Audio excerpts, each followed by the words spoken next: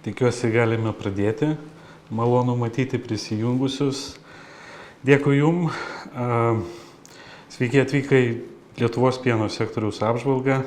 Labai trumpai prisistatysiu. Edmundas Pisarskas, ekonominės konsultacijos tyrimai, dar žinoma kaip EKT partneris.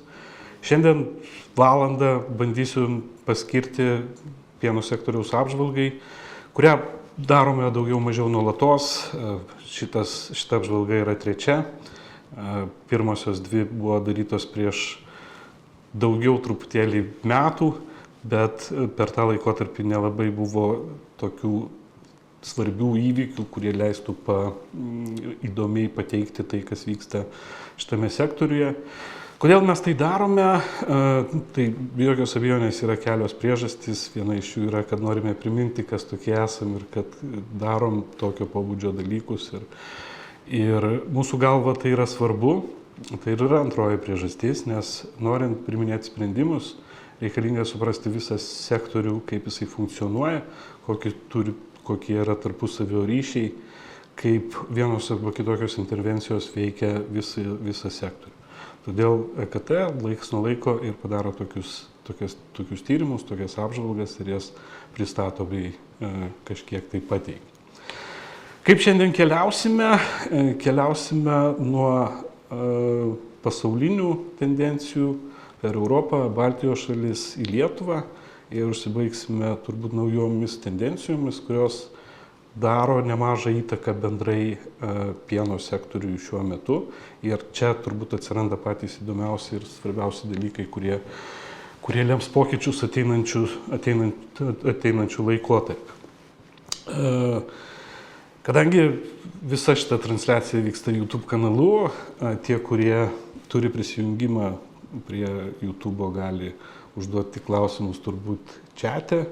Nežinau, kiek bus laiko visą tai komentuoti, reaguoti ir panašiai, nes medžiagos yra pakankamai daug, o laiko yra nedaug. Pristatysime pagrindinius skaičius, pagrindinės įžvalgas.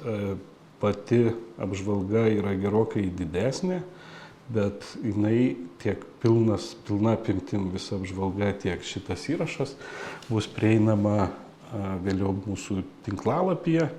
Tad visi galės susipažinti detaliau arba persižiūrėti tada, kada jiems bus reikalinga. Tai šitoj vietoj turbūt tokia trumpa labai įžanga ir bandykime judėti link to, kokie yra skaičiai ir kokios yra vienokios arba kitokios tendencijos. Pirmą, kaip minėjau, pradėkime nuo pasaulio. Ir šitoj vietoj, kodėl tas pasaulis svarbu, todėl kad Lietuvos pieno pramonė bendrai arba pieno sektorius yra labai stipriai orientuotas į eksportą. Ir tai, kas vyksta pasaulyje, reikšmingai įtakoja taip, kaip elgiasi ir mūsų ypatingai gamintojai, atitinkamai nuo to, kaip elgiasi pieno perdirbėjai, funkcionuoja ir visas sektorius. Tai bendrosios tendencijos, kalbant apie pasaulį, jos yra pakankamai palankios. Žinoma, tai yra prognostiniai skaičiai, juos pateikia tarptautinės organizacijos. Kadangi sektorius pasaulio mastų yra labai didelis, tai pokyčiai nėra ypatingai kažkokie tai reikšmingi. Bet šitoj vietoj svarbu matyti, turbūt, štai parodysiu, pirmajam grafike viršui matosi bendrosios pasaulio gamybos ir numatomų vartojimo apimtys. Tai mėlynasis stulpelis rodo žaliavinių pieno gamybą, jinai irgi augs, tikėtina, kad prognozuojama, kad tas augimas sudarys per dešimtmetį apie 18%. Augimas nėra labai didelis, per metus tai sudarys apie 1,6%. Vartojimasgi augs kiek greičiau. Reiškia, mes panašu, kad visame pasaulyje turėsime tą panašią situaciją, kokia yra dabar, kad vartojimas auga greičiau negu kad pati gamyba, atitinkamai paklausa, jinai išliks pakankamai didelė. Kalbant apie kainas, vėlgi yra panaši situacija, kadangi vartojimas, didėjant vartojimui, ta kaina mažėjimo prielaidų kainai iš tikrųjų nėra. Vėlgi pateikiamos prognozijos, jos rodo tai, kad kainos po truputį auga. Atitinkamai visai grandiniai Lietuvos mastu, arba žiūrint iš Lietuvos perspektyvų, tai yra pakankamai toksai geras ir palankus rodiklis, nes kainos augimas, jisai atitinkamai šiek tiek sukelia kainas nacionalinėje rinkoje, bet iš esmės suteikia galimybės augti ir visam sektoriui bei visai grandiniai susijusiai. Iš principo visas didėjimas gamybos ir pagrindinis pokytis pasaulinis daugiausia remiasi primilžio pokyčių. Ir šitoj vietoj grafike dešinėje apačioje matosi skirtumai tarp to, kokie primilžio rodikliai yra skirtingose šalyse. Atitinkamai, jeigu mes žiūrėtume į ES, į Naujosios Zelandijos, Jungtinių Amerikos valstijų arba Kanados primilžio rodiklius, jie yra labai aukšti. Tuo tarpu tose šalyse, kur augimas tarsi atrodytų labai didelis, tokios kaip Indija arba Pakistanas, kur labai stipriai auga pieno gamyba, jų primilžio rodikliai labai žemi ir jų potencialas yra labai didelis. Tarsi jie galėtų pradėti rimčiau žaisti tarptautinėje rinkoje, tačiau labai tikėtina, kad tas pienas, kuris bus pagaminamas tenai, jisai ir bus suvartojamas tose šalyse vidaus rinkoje. Tai tokia pasaulinė tendencija iš esmės yra teigiama ir nerodo jokių susirūpinimo ženklų Lietuvai kaip pieno eksportuojančiai šaliai šiuo metu. Jeigu keliautume į Europą, Europos Sąjungoje, šitoj vietoj tendencijos irgi yra pakankamai aiškios ir pakankamai objektyvios. Tai yra daugiausia, reikėtų kalbėti apie nuolatinį karvių mažėjimą ir primilžio augimą. Kalbant apie praėjusį dešimtmetį, primilžio augimas buvo ypatingai didelis. Jisai sudarė apie 20% per visą laikotarpį arba po beveik 2 procentus kiekvienais metais. Kalbant apie karvių skaičių, irgi akivaizdu, kad nuolatos bendras karvių skaičius mažėja. Sumažėjo per laikotarpį beveik 10 procentų, 9,3 procentų. Vėlgi tas mažėjimas yra šiek tiek mažesnis negu 1 procentas per metus. Kalbant atitinkamai iš šitų dviejų rodiklių, tiek iš karvių, tiek iš primilžio, susideda ir pieno gamyba. Praeitas 10 metų ta pieno gamyba nuolatos didėjo, vidutiniškai po 1 procentą per metus. Bet prognozės ypatingai dėl pasikeitusios bendrosios ES politikos, jos nebėra tokios. Kalbant apie perspektyvas, manoma, kad primilžio rodiklis taip jisai augs, bet augimas bus lėtesnis, jisai sudarys iki 1 procento per metus, dėl to, kad tos ribos arba tie ribiniai primilžio rodikliai jau yra pakankamai aukšti ir spartus jo didėjimas mažai tikėtinas. Karvių skaičius ir toliau mažės ir netgi spartesniais tempais negu kad iki šiol planuojama arba prognozuojama, kad bendras karvių skaičius mažės maždaug daugiau truputėlį negu 1 procentų kiekvienais metais. Ir toksai karvių skaičius mažėjimas, vėlgi, kuris daugiausia susijęs su poveikio aplinkai klausimais, lems, kad bendra pieno gamyba Europoje tikėtina mažės po truputį, labai neženkliai, 0,2 procento kiekvienais metais. Vėlgi, tai yra ES bendrosios prognozės, kurios apima visas šalis. ir tada jos suvidurkina visą ūkį bendrą Europos. Tačiau šitie dalykai šiek tiek skiriasi skirtingose šalyse. Ypatingai mes galėtume atskirti senasias, taip vadinamas, ES šalis ir Europos naujasias, tas, kurios prisijungė prie ES nuo 2004 metų. Grafikuose čia jos žymimos ES14, tai būtų senosios. ES13 būtų tos naujosios šalys, kurios prisijungė po 2004 metų. Tas bendras tvarumo didinimas lemia bendrąjį mažėjimą, ne? Bet žiūrint į Lietuvos perspektyvą, tą, ką mes matome dešinėje esančiame žemėlapyje, Lietuvoje ir kitose valstybėse tokia tendencija neturėtų vyrauti, turėtų būti augimas iš esmės dėl primilžio rodiklio didėjimo. Tai reiškia, nepriklausomai nuo to, kad karvių skaičius tikėtina mažės, esant pakankamai dideliam primilžio rodikliui arba esant santykinai žemesniam primilžio rodikliui šiandien, tas bendro pieno gamyba turėtų didėti. Prognozuojama, kad minimų laikotarpiu gali augti žaliavinio pieno kiekis labiausiai iš Lenkijos, Baltijos šalių, Vengrijos, Čekijos ir Rumunijos. Tai atsispindi ir esamose skaičiuose, kur paskutiniai rodikliai apimantis 23-24 metų skaičius. Daugiausia rodo didžiausią augimą Estijoje 6,7%, Lietuvoje 3,9%, Vengrijoje irgi panašus augimas, panašus jisai ir Lenkijoje. Nepaisant to, kad tos prognozės arba skaičiai, kurie yra pateikiami čia, bendroj pasauliniai struktūroje Europoje išliks pagrindinis žaidėjas. Šitas grafikas parodo, patinis kairys, kokia yra prognozuojama eksporto struktūra 2035 metais. Ir čia Europa išlaiko pagrindinės pozicijas kartu su Naująja Zelandija ir Jungtinėmis valstijomis.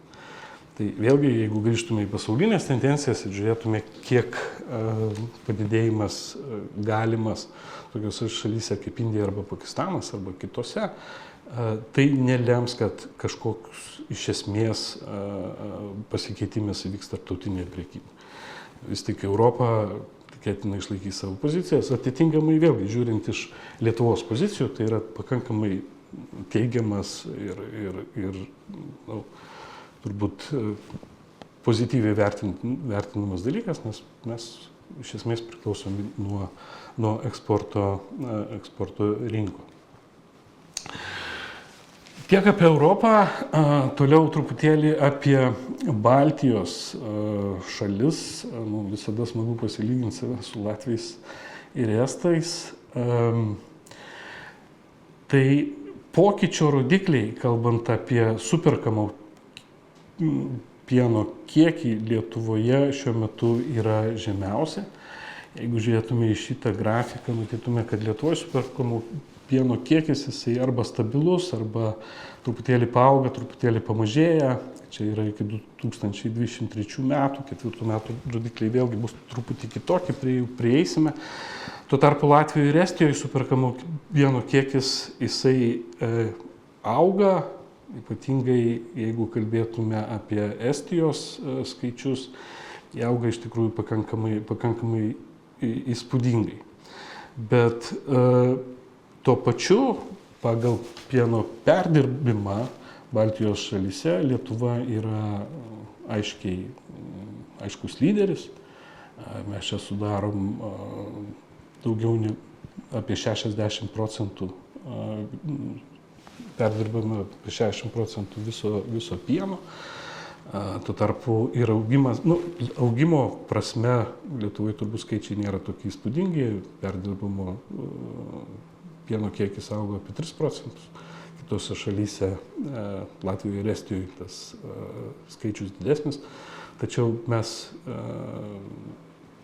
išliekame pakankamai stabilūs lyderiai su maždaug 60% visos rinkos. Kodėl šitie dalykai truputėlį keičiasi ir ta struktūra Baltijos šalyse iš tikrųjų po truputį kinta iš esmės dėl žaliavinio pieno ūkių arba žaliavinio pieno gamybos struktūros. Ne? Jeigu pasižiūrėtume į šitos grafikus, matytume akivaizdžius skirtumus tarp Baltijos šalių, Lietuvos, Latvijos, Estijos. Lietuvoje yra 3 kartus daugiau ūkių nei Latvijoje ir Estijoje kartu sudėjus. Lietuvoje tuo pačiu yra daugiau nei pusė visų karvių regionų. Tačiau iš jų perdirbimui primelžiame mažiau nei 45% bendrojo pieno. Lietuvoje taip yra dėl to, kad dominuoja smulkus ūkiai. Jeigu pasižiūrėtume į karvių skaičių tenkantį vienam ūkiui, Lietuvoje mes turime vidutiniškai 15, čia yra 23 metų duomenys, Latvijoje turi 25. Estijos skaičius yra iš tikrųjų įspūdingas, 229 ir tai jau artėja prie labai gerų kitų šalių, kurios yra pirmaujančios europinių rezultatų. Jeigu žiūrėtume į primilžio rodiklius, taip pat matome skirtumus, jie nėra jau tokie dideli. Čia vėlgi matome Estijos pakankamai gerus rezultatus. Jeigu Lietuvoje mes turim vidutinį primilžį iš vienos karvės apie beveik 7 tonas, Estijoje turime daugiau negu 11 tonų iš vienos karvės. Tai šitas rodiklis jau arti labai ribinio ir vėlgi Estijos rodiklis yra vienas efektyviausių, ne tik žiūrint Baltijos kontekste, ne tik žiūrint ES kontekste, bet žiūrint ir pasauliniam kontekste. Žiūrint į Latviją, vyksta iš tikrųjų spartesnis pieno ūkių stambėjimas ir kooperacija nei Lietuvoje, kas leidžia jiems truputėlį funkcionuoti efektyviau ir geriau konkuruoti žaliavinio pieno rinkoje.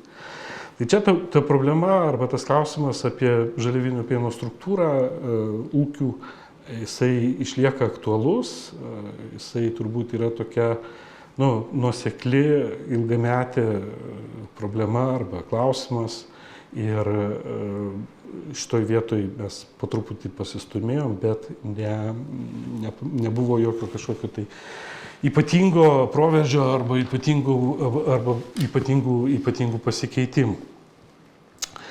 Tai kalbant apie tas pasaulinės tendencijas arba tai, kas vyksta aplinkui nuo pasaulio per Europą iki pačios Lietuvos, šitoje vietoje turbūt galima pabandyti apibendrinti, kad pasaulinės tendencijos yra geros, ypatingai turint galvoje mūsų eksportinę orientaciją, tačiau europinėme kontekste taip pat šalys, tos naujosios šalys, daugiausiai dėl primilžio rodiklio galimo didėjimo, jos neseks bendromis ES tendencijomis, kur dėl tvarumo tikėtinas bendras pieno rinkos mažėjimas. Vėlgi Baltijos šalių kontekste, čia akivaizdžiai matėme, mes atrodome šiek tiek kitaip, o Estija rodo labai tokį įspūdingą pavyzdį, kuris sektinas ne vien tik tai mums, bet ir daugelį kitų ES šalių bei pasaulio. Tiek apie pasaulį, tiek apie Europą, tiek apie Baltijos šalis, tiek apie tai, kas vyksta aplinkui, keliaukim į Lietuvą. Truputėlį bendrai apie pieno sektorių, vėliau keliausime prie konkretesnių skaičių apie pieną, apie perdirbėjus ir panašiai. Tai ta pieno sektoriaus svarba kaip po tokia, jinai pakankamai akivaizdi buvo ir kalbant prieš 10-15 metų, jinai išlieka, mes kalbam apie maždaug 1% BVP, mes kalbam apie tai, kad Lietuvos sektoriuje dirba arba užimta apie 30 000 žmonių, gyventojų, didžioji dalis, apie 25 000 dirba žaliavinio pieno srityje, likusieji perdirbimo įmonės. Lietuvos pieno sektorius pasižymi tuo, kad jis yra ypatingai orientuotas į eksportą. Jeigu mes žiūrėtume į maisto produktų bendrai eksportą, tai pienas čia užima pagrindinės pozicijas. Jisai eksportuoja 55% savo produkcijos arba iš esmės 55% pajamų gauna iš eksportinių rinkų. Jeigu žiūrėtume į tos rodiklius, kurie perskaičiuoja pieno ekvivalentą, pieno ekvivalentas parodo, kam panaudojamas yra pienas, tai ten skaičiai būtų dar didesni. Tarp maisto produktų eksporto mes čia turime apie 18% ir išlaikome lyderių pozicijas tarp visų maisto produktų. Eksporto rinkų yra labai daug. Lietuvos pieno sektorius eksporto kontekste pasižymi ypatingai dideliu labilumu. Jisai eksportuoja daugiau nei 100 įvairiausių valstybių ir čia turbūt verta paminėti, kad jeigu žiūrėtume į atskirų pieno produktų eksporto rinkas, mes nerastume nei vienos dominuojančios eksporto rinkos. Priklausomai nuo produkto keičiasi eksporto rinkos ir jų struktūra. Jeigu žiūrėtume į pieno produktų bendrą užsienio prekybą, į balansą, matosi akivaizdus didesni eksporto skaičiai. Bendras balansas, jisai visus metus, žiūrint nuo 2015 iki dabar, jisai išlieka teigiamas ir teigiamas maždaug apie 300 milijonų eurų kiekvienais metais. Tai nesigilinant į tai, turbūt didesnė informacija ir daugiau informacijos yra pačioje apžvalgoje, kur yra platesni skaičiai. Tas svarba sektoriaus, jinai išlieka, šiek tiek keičiasi bendra eksporto struktūra, didėja ten žuvies produktai, kai kurie kiti, bet pienas išlieka vis tik tai lyderiauja. Toliau pabandykime keliauti per pačią pieno sektoriaus grandinę, vertės kūrimo grandinę. Ir čia prasideda viskas nuo žaliavinio pieno gamybos. Ir tai, kas vyksta Lietuvoje, pilnai sutampa arba atliepia tai, kas vyksta ir visoje Europoje. Visur pagrindinė tendencija yra stambėjimas. Tai yra pieniniai ūkiai, jie stambėja. Nuo 2010 iki 2020 metų, jeigu žiūrėtume Europos bendrus skaičius, karvių skaičius viename ūkiui išaugo daugiau negu per pusę. Tuo tarpu bendras ūkių skaičius sumažėjo daugiau negu trečdalį. Tas pats yra Lietuvoje. Jeigu žiūrėtume į karvių skaičių nuo 2017 iki 2023 metų, bendras sumažėjimas yra 19%. Jeigu žiūrėtume į karvių skaičių viename ūkyje, tas padidėjimas yra ypatingai ženklus, 59%.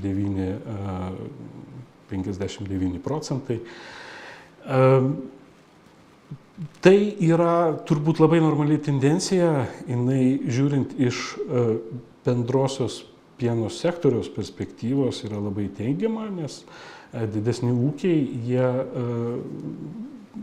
sugeba didinti produktyvumą, gerinti bendrąją pieno kokybę ir atitinkamai didinti savo pajamas. Kalbant apie tą stambėjimo procesą, mes gerokai atsiliekame turbūt nuo Europos kol kas pagal visus rodiklius.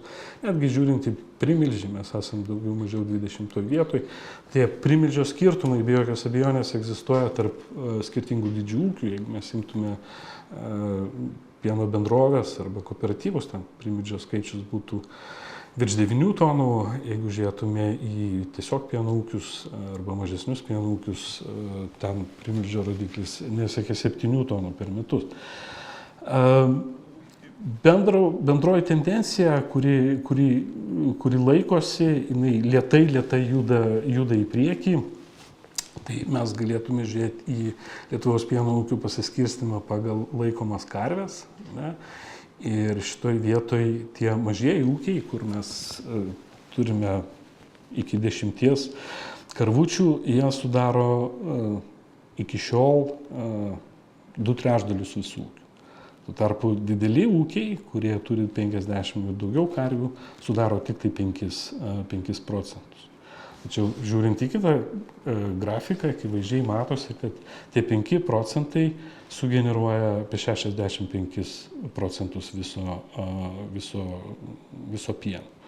Tuo tarpu tie, kurie sudaro 76% pagal savo kiekį, atiduoda į tolimesnę vertės grandinę tik tai 14% viso naudojamo pieno. Akivaizdu, kad šita tendencija po truputį keičiasi. Klausimas turbūt, kaip ją spartinti, ar jinai gera ar negera. Šitoje vietoje mes nesiimam atsakyti. Mes tiesiog šituo atveju kol kas konstatuojame patį faktą. Pieno ūkiai yra stipriai susiję su įvairiausiom rėmimo formom ir čia mes turime, kad per paskutinius 8 metus iš viso išmokėta daugiau negu 475 milijonai eurų paramos įvairiausiomis formomis ūkiams. Ir tai davė teigiamų efektų, ypatingai mes matysime vėliau, koks efektas tas yra. Tas geriausias pokytis yra įvykęs 2022-2024 metų laikotarpį, tai yra visiškai paskutinės tendencijos. Taip, tai prisidėjo prie baltymų riebalų kiekio spartaus augimo, prie pieno kainos vidutinio augimo, tai yra tai, kas atitenka ūkiam, ir ūkių svarbos arba žaliavinio pieno dalies vertės grandinėje svarbos augimo. Tačiau vėlgi tai yra viena iš priežasčių arba vienas iš faktorių veikiančių visą pieno ūkio struktūrą. Ir jinai pas mus dar yra tokia, kokia yra, tokia, kokią matėm prieš tai buvusiose skaidrėse. Išlieka žemas primilžio vidurkis, rodiklis yra savotiška stagnacija, tai yra ir buvo ta mūsų mintis pabandyti pasižiūrėti pieno sektorių truputėlį ankstesniais laikotarpiais, bet ten nieko labai tokio, kas būtų įdomu arba kas labai keistusi nebuvo. Ir atitinkamai tai nepakeitė visos sektoriaus. Jeigu kalbėtume apie sektorių truputėlį plačiau iš perspektyvos būtent ūkių, tai importas žaliavinio pieno 2024-2023 metais sudaro maždaug beveik 500 000 tonų per metus. Labai grubiais vertinimais tai yra apie 200 milijonų eurų. Tai reiškia, mes kalbam apie tai, kad iš esmės galima vertinti, kad tai yra negautos Lietuvos pieno ūkių pajamos. Jos šituo atveju nukeliavo į Latviją, atsiprašau. Tai toks yra status quo, taip mes atrodom su tokia pieno struktūra, kokia žaliavinio pieno ūkio pasiūlos struktūra, kokia jinai yra. Mes žiūrėdami įvairiausias prognozes, pabandėm paprognozuoti ir kaip tai galėtų atrodyti Lietuvoje iki 2035 metų, tai reiškia truputį ilgesnį negu 10 metų laikotarpį, kaip tai galėtų vystytis. Ne? Ir šitoj vietoj visoj ataskaitoje yra pateikiami 4 iš viso galimi scenarijai. 3 iš jų kalba apie vienokį arba kitokį organišką augimą arba organišką kaitą. Tuo tarpu vienas, kuris yra labiausiai turbūt optimistinis ir parodo augimo scenarijų, jisai atsižvelgia į intervencijas. Taip sakant, scenarijus, kuris yra kairėje, štai šitas, jisai įtraukia intervenciją, tai reiškia į pinigus, ypatingai 2014-2020 metų KPP programą pieniniai galvininkystėje, kur buvo išmokėta daugiau negu 227 milijonų eurų parama į fermų statybas, į bandų auginimą, iš esmės į pieno ūkio efektyvumo didinimą. Turint galvoje, kad tos investicijos atsiperka ne iš karto, tas laiko tarpas, kada mes galime matyti vienokį arba kitokį pokytį arba tos intervencijos, pavadinkim, poveikį, yra minimum 2 metai, kada subręsta ir bendras pieno padidėjimas yra galimas. Ir šitoj vietoj matosi, kad nuo 2022 metų ir įskaitant 2024, tai yra ką tik praėjusių metų preliminarius duomenis, prasidėjo Lietuvos pieno pasiūlos arba žaliavinio pieno gamybos augimas. Jisai prieš tai buvusiais metais 22-23 buvo pakankamai lėtas, sudarė ten procentinės dalis kažkokias tai pakankamai nedidelės, tuo tarpu jau 24 metais šitas rodiklis yra pakankamai ženklus ir iš tikrųjų reikšmingas. Tai šita prognozė, jinai sako, kad esant tokiom intervencijom arba jeigu mes palaikom greitesnį arba labiau paskatintą pieno gamybos, žaliavinio pieno gamybos sektorių iki 2035 metų mes galime Lietuvoje turėti apie 1,064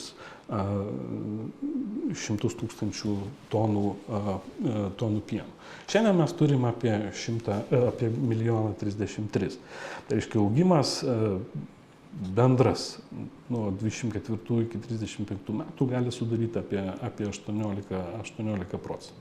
Tas pokytis svyruoja, jisai šiandien yra truputį didesnis, numatoma, kad dėl buvusios intervencijos jisai ateinančius porą metų taip pat bus truputį didesnis, atitinkamai prognozuojama, kad tas pieno augimas gali būti apie 2,5 procentų per metus. Vėliau augimas turėtų atslūgti ir siekti apie 1 procentą, bet bendrasis augimas per 10 metų šituo atveju prognozuojamas apie vidutiniškai 1,5 procento per metus. Kita prognozė, organiška, kuri yra dešinėje, jinai bando atspindėti arba parodo tą patį, tik tai jau be intervencijų ir neatsižvelgia į 2024 metų skaičius. Jinai paremta dviem pagrindiniais prognozių šaltiniais. Tai yra ES prognozės, kurios buvo pristatytas truputį anksčiau. Jos yra tokios, kaip buvo minėta, nelabai optimistinės, bendrai Europoje pieno mažėjimas sudaryti turėtų apie 0,2 procentus kiekvienais metais. Tai čia ta juostelė, pagal tą juostelę, kuri matoma kažkokia kitokia spalva. Kita prognozių dalis remiasi Lietuvos esamom tendencijom, tai yra įmamas ilgesnis laikotarpis, vedamas vidurkis ir žiūrima, kaip pagal tą vidurkį būtų galima, kaip tai galėtų atsispindėti ateityje. Tai remiantis Lietuvos tą tendencija mes išliktume labai labai stabilus. Čia vėlgi pasikartosiu, neturint jokių intervencijų, nedarant jokių tokių kažkokių tai stambesnių pokyčių pačiam ūkyje, paliekant jam organiškai vystytis. Tai pagal Lietuvos tendencijas mes išliktume ties 1 330 litrų tonų per metus, remiantis Europos prognozėm, kurios, kaip aš minėjau, truputėlį tokios pesimistiškesnės bendrai Europai, tas bendra pieno gamyba galėtų po truputėlį labai nežymiai mažėti. Tai bet kuriuo atveju mes čia kalbam apie tą tokį labai labai stabilų, stagnuojantį skaičių kaip 1 300 000 per metus. Jeigu žiūrėtume, iš ko tai atsiranda šitos prognozės ir kaip jos struktūriškai padarytos, tai mes ėmėm arba jos remiasi dviem pagrindiniais kintamaisiais. Tai yra, koks yra karvių skaičius, kaip jisai galimai kistų ir kokios yra primilžio prognozės ir kaip jisai galimai kistų. Tai karvių skaičius organiniu tuo paliekant viską vystytis taip, kaip yra, karvių skaičius būtų nuolatos, jis taip, bet kurios scenarijus truputėlį mažėtų, vienų daugiau, kitų mažiau, europinių mažėtų iki 173 000, pagal esamas Lietuvos tendencijas iki 134 000. Tiesa turbūt yra kažkur tai per vidurį ir tas toksai tiesos labiau ekspertiškai įvertintas scenarius rodo, kad tas karvių skaičius Lietuvoje 35 metais turėtų būti apie 160 000. Primilžio prognozė vėlgi jinai yra pagal tuos pačius rodiklius. Vertinant Lietuvos bendrąją tendenciją, jinai būtų beveik pasiektų 10 tonų per metus. Tarpu žiūrint į ES prognozę, kur tuose senose ES šalyse primilžio rodiklis jau pasiekęs tokį lygį, kur ta kaita nebegali būti tokia greita, jisai galėtų siekti apie 7,5. Tai va, remiantis šitokiomis prielaidomis arba skaičiuojant karves ir skaičiuojant primilžio rodiklius ir buvo gautos šitos prognozės. Ja, ir tai atitinkamai tikėtina, kad netgi turint tą optimistinį scenarijų su intervencijomis, Lietuvos pieno gamintojai turės importuotis pieną ir toliau, nes skaičius 1 600 000 ar 1 700 000 nėra pakankamas tam, kiek pieno perdirbėjai gali perdirbti. Toliau pasižiūrėkime į perdirbimo skaičius ir panašiai. Perdirbimo žaliavinio pieno kiekis jisai Lietuvoje išlieka pakankamai stabilus. Mes čia perdirbama apie 1,7–1,8 milijonus tonų. 2022 metai šiek tiek išsišoka iš bendro konteksto, bet čia man neleis sumeluoti, tai yra susiję labiausiai su ypatingai išaugusiomis pasaulinėmis tam tikrų produktų kainomis ir tie 22 metai jie nėra toksai rodiklis, kuris atspindėtų tikrai vaizdą arba sakyti, kad 23 metais žaliavinio pieno perdirbamas kiekis labai reikšmingai sumažėjo, nebūtų teisinga, tiesiog pasaulinė konjunktūra suformavo tokius skaičius. Pagal žaliavų kilmę mes išliekam importuojantis, apie tai buvo kalba, čia yra apie maždaug ketvirtadalį bendro kiekio mes importuojamės ir tas skaičius išlieka pakankamai stabilus. Lietuvos perdirbimo pajėgumai, žiūrint į Neturint oficialių skaičių, jų turbūt niekur nėra, bet pajėgumai leistų Lietuvoje perdirbti daugiau negu 2,2 milijonus tonų pieno.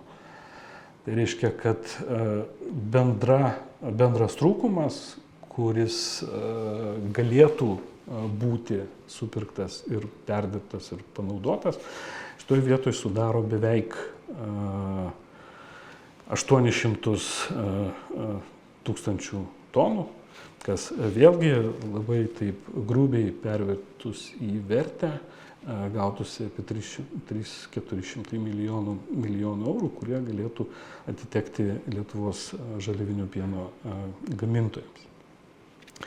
Kam naudojama arba kas padaroma iš to pieno, kuris yra superkamas, tai irgi yra pakankamai svarbus rodiklis, nes mes galim gaminti iš superkamo pieno šviežius produktus arba galime gaminti sūrį ir kitus produktus, kurie turi skirtingas pardavimo kainas ir kuria skirtingą vertę visai pieno grandiniai, ne tik tai gamintojams, bet atitinkamai kurdami didesnę pridėtinę vertę gamintojai gali labiau didinti kainas ir žaliavinio pieno gamintojų. Tai pasižiūrint į tai, kas yra pagaminama, perskaičiuojama į taip vadinamą pieno ekvivalentą, jeigu matytume produktų gamybos perskaičiuotos ekvivalento struktūrą 23 metais, absoliučią daugumą, 60% visos gamybos sudaro sūris ir varškė. Toliau keliauja pieno milteliai, kiti produktai ir grynasis pienas, tik tai 6,5%. Tas akivaizdžiai matosi ir pieno produktų eksporto struktūroje. Jeigu mes imtume bendrąją pagal vertę, mes eksportuojame apie 58%. Pagal pieną, kurį mes eksportuojame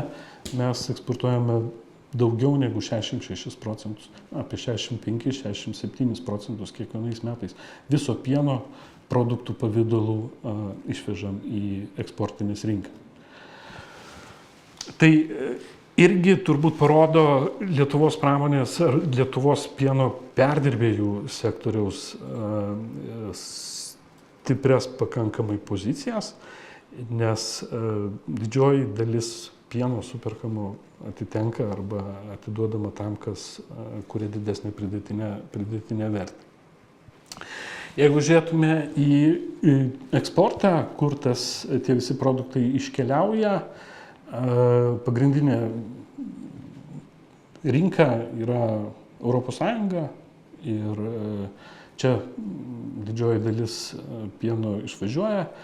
Turbūt svarbus šitoj vietoj rodiklis yra bendra vertė.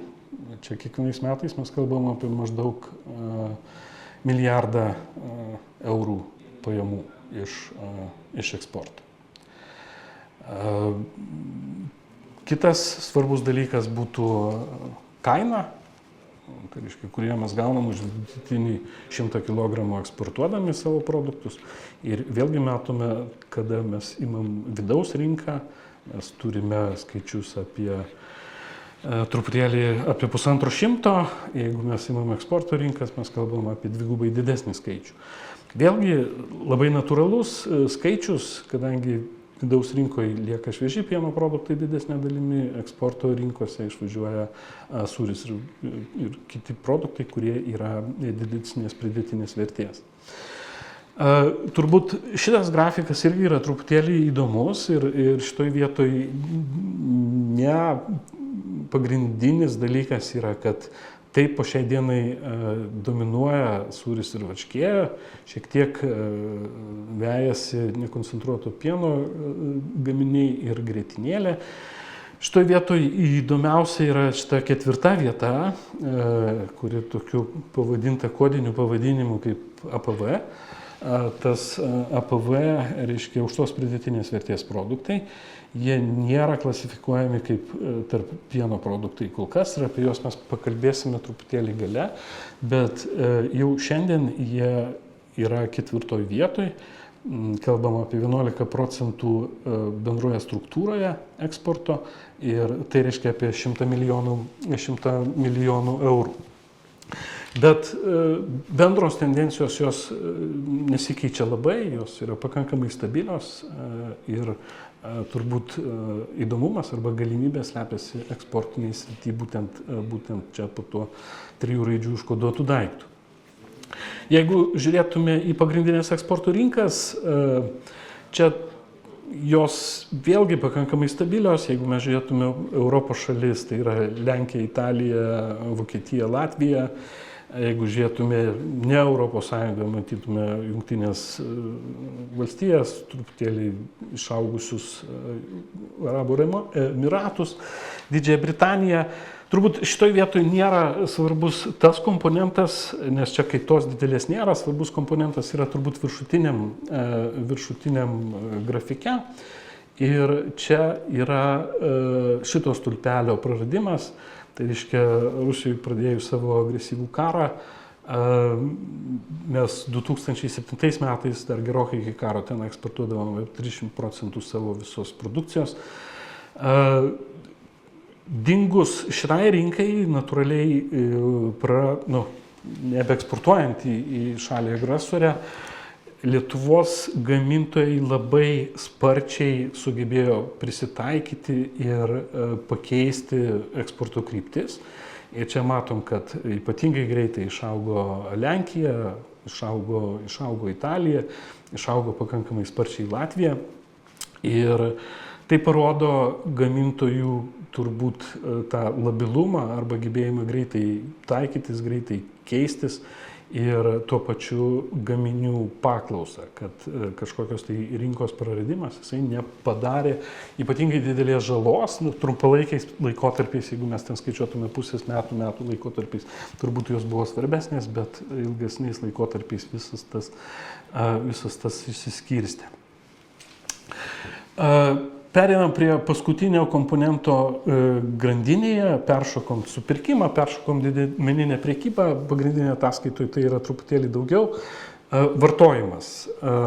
Vartojimas nepriklausomai nuo to, kad gyventojų skaičius šalyje, jisai ilgą laiką mažėjo, dabar dėl imigracijos vėlgi jisai turbūt kažkiek tai auga.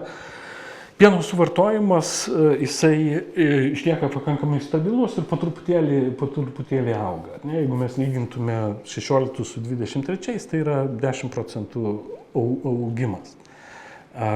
Pieno produktai, tenkantys vienam gyventojui, Lietuvoje išlieka absoliutus lyderiai. Mes čia lenkiam grūdinius produktus beveik 3 gerais kartais.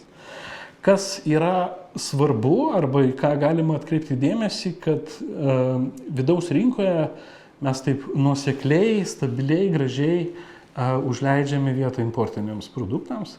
Jeigu mes žiūrėtume 2017 metus, mes turėjom 22% vidaus rinkos struktūroje importuotų produktų, šiandien mes turim 33%. Ir tas toksai, ta kaita, jinai tokia pakankamai stabili. Daugiausia čia yra importas iš Lenkijos, įvairiausių produktų.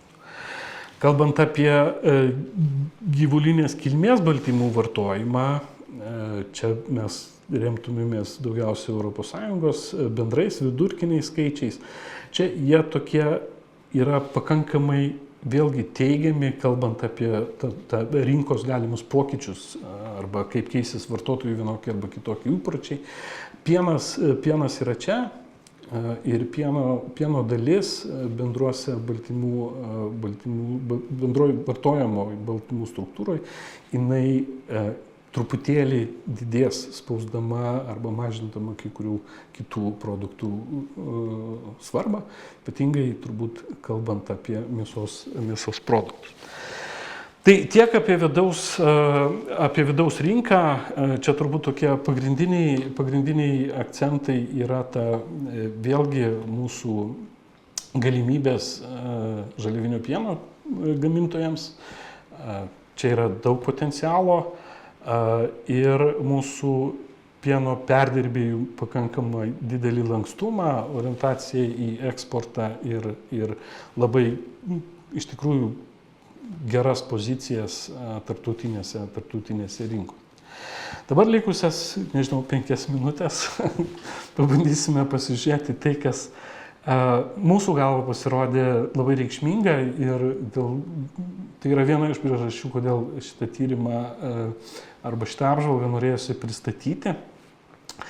Tai yra, kaip keičiasi pasaulis arba kaip keičiasi su pienu susijusių produktų vartojimas.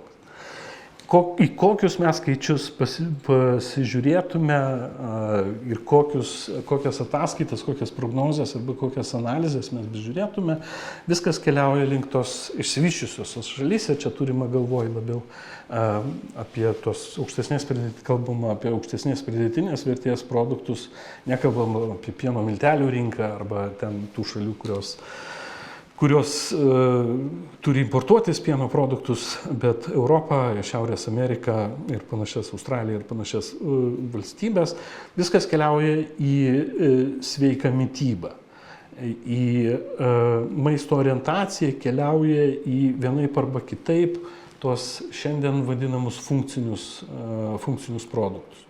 tą galime matyti jau vis bedidėjančiose lentynose prekybos centruose, kurie yra su užrašu proteinas ir panašiai.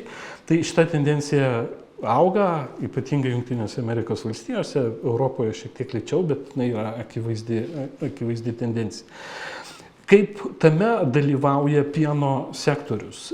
Pieno sektorius dalyvauja kurdamas naujos kartos produktus, kurie naudojami yra šitiem produktam gaminti.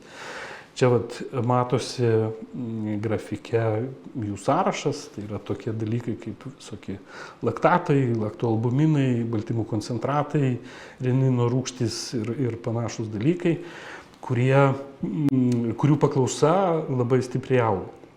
Ir Lietuva šitame procese taip pat aktyviai dalyvauja. Tai yra turbūt perspektyviausias segmentas, kuris kuria didžiausią pridėtinę vertę. Labai gerai tas matosi, jeigu mes lygintume eksporto skaičius, ne, bendram 1000 tonų kontekste šitie produktai, kurie užkoduoti tuo APV pavadinimu, tai sudaro 3%. Bet jeigu mes žiūrėtume į vertę, tai yra daugiau negu 11% visos vertės. Labai taip grubiai vertinant, šitų produktų kaina yra bent jau 2 kartus didesnė negu kad sūrio. Atitinkamai galimybė vystyti šitą gamybą, jinai yra labai perspektyvi, natūraliai jinai persikels į tai, kas vadinasi visa grandinė ir į supirkimą, ir pagrindė į žaliavinio pieno gamybą. Šiandien tie skaičiai labai stipriai augantis, jie pradėjo augti nuo 22 metų ypatingai ženkliai ir tie inovatyvūs produktai šiandien sudaro apie 100 milijonų eurų per metus eksportas. Importas jisai nėra didelis, taip apie 20% bendrojo eksporto. Gamybos skaičius šitoje vietoje nėra galimybės apčiuopti ir išskirti, kadangi čia yra labai smulkus kodai, jie niekaip nesusiję su pieno sektoriumi, tai yra daiktai, kurie atsispindi kitose srityse. Čia yra ne tik turbūt, kad perspektyva ir galimybės, čia yra ir kitas svarbus aspektas, čia dalyvauja mokslas, čia yra tikrųjų inovacijų kūrimas, tiek kalbant apie technologijas, tiek kalbant apie gaunamų medžiagų pritaikymą, jų panaudojimą ir panašius dalykus. Tai šita tokia labai trumpa dalis, kur yra paskutinė, jinai padaro pieno sektorių labai įdomiu, nes mes dažnai ir pirmam arba antram tyrime, kada mes jūs pristatinėjom, pieno sektorius dažnai suprantamas kaip, supirko pieną, jį truputėlį perdirbo ir padarė pieno produktą ir jį pardavė per įvairiausius pardavimo kanalus, skaitant eksportą. Šiandien vyksta pokytis ta prasme, kad pieno sektorius tampa žaliavos tiekėjų visai kitom vertės kūrimo grandinėm. Tai reiškia, iš pieno sektoriaus atsišakoja keliai arba pardavimo kanalai, produktų kūrimas, integracija į vertės kūrimo grandinės, kurios yra medicina, biotechnologijos, kitos maisto gamybos rytys ir tai padaro iš tikrųjų įdomų dalyką. Todėl kalbant apie perspektyvas, apie tą santykinai stabilų pieno sektoriaus vystimąsi, mes matom stabilius pieno supirkimo skaičius, mes matom stabilius pieno gamybos skaičius, mes matom stabilias gamybos apimtis. Čia yra didžiausia galimybė augti, keistis ir kurti iš tikrųjų naują vertę visos grandinės kontekste. Tai čia tokia optimistinė gaida ir tokia įdomesnioji dalis, kuri bus viena iš priežasčių ir paskatino pasižiūrėti šiais metais į tą pieno sektorių. Aš suprantu, kad pieno sektorius yra tiesiog šiandien labai populiarus dėl didelių diskusijų apie kainas ir panašiai, bet mes labai priklausomi nuo eksporto, mes tiesiogiai atliepiame tai, kas vyksta ypatingai Europos rinkoje ir pasaulinėje rinkoje tuo pačiu ir elgiamės taip, kaip ten yra. Kalbant apie mūsų vidaus rinką, be eksporto mūsų čia apimtis būtų apie 500 000 tonų ir tai yra trečdalis to, kas yra dabar, arba ketvirtadalis to, ką mes galim pagaminti. Tai tokios mintys, aš pabandysiu, nežinau, čia nelabai liko laiko klausimams atsakymams, matau pokalbių skiltyje keletą klausimų iš Virginijos. Galbūt padarykim taip, kad aš į šitos klausimus pabandyčiau jums atsakyti elektroniniu paštu arba galima susitikti. Vėlgi šito pristatymo vienas iš aspektų yra tai, kad tai yra santrauka, labai trumpas dalykas. Mes pasirengę susitikti, šnekėti, aptarti tai, kas yra ypatingai aktualu, pristatyti tam tikrus aspektus arba diskutuoti giliau kažkokiais tai klausimais su tais, kuriems tai yra įdomu. Visada pasirengęs, skambinkit, klauskit, rašykit, stengsimės kiek įmanoma sudalyvauti ir gyvai, ir tokiais nuotoliniais formatais. Vėlgi pasikartosiu, priminsiu, kad visa medžiaga, tiek šitas mano toksai monologas, tiek visa pilna ataskaita, tiek santrauka bus prieinama mūsų tinklalapį, nuorodas atsiųsime kartu su padėkomis už dalyvavimą. Tad tikrai galėsit susijungti. Atsiprašau, Virginijos, kad neatsakinėjau dabar tokiu eigoje į klausimus.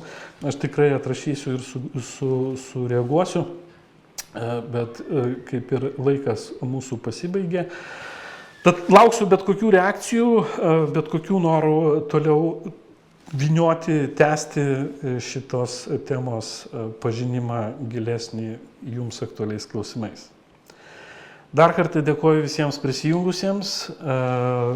Buvo įdomu, formatas toksai transliacinis, tai atsiprašau, mažiau gyvo kontakto, bet jeigu tai, ką padarėm, aktualu, manau, tas gyvas kontaktas turės galimybę atsirasti.